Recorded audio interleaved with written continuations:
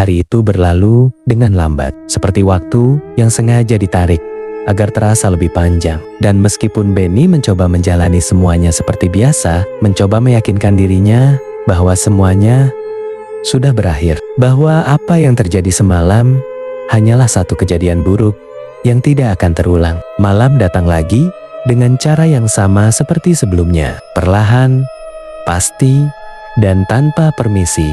Dan ketika gelap kembali menyelimuti, sesuatu mulai berubah. Benny mendengar suara yang entah dari mana asalnya, hampir tidak terdengar, seperti seseorang yang berbisik dari kejauhan. Bang, Benny terdiam.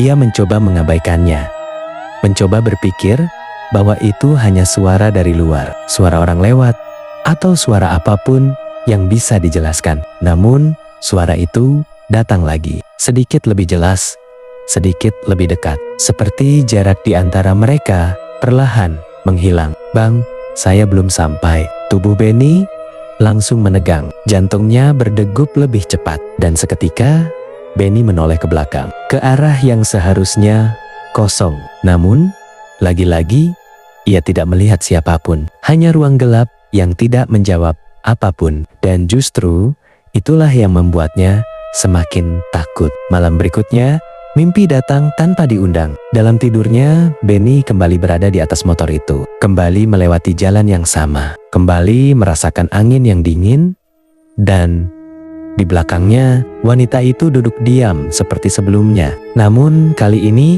ia tidak perlu melihat ke kaca spion untuk tahu apa yang terjadi, karena Benny bisa merasakannya, bisa mendengar sesuatu jatuh satu persatu, bisa merasakan tatapan dari sesuatu yang tidak memiliki wajah. Dan ketika Benny mencoba berhenti, mencoba turun, mencoba lari, tubuhnya tidak bisa bergerak, seperti terikat oleh sesuatu yang tidak terlihat. Dan suara itu kembali terdengar. Kenapa saya ditinggal? Benny terbangun dengan napas terengah-engah, tubuhnya basah oleh keringat, dan malam terasa lebih gelap dari biasanya, seperti tidak ingin membiarkannya kembali tidur.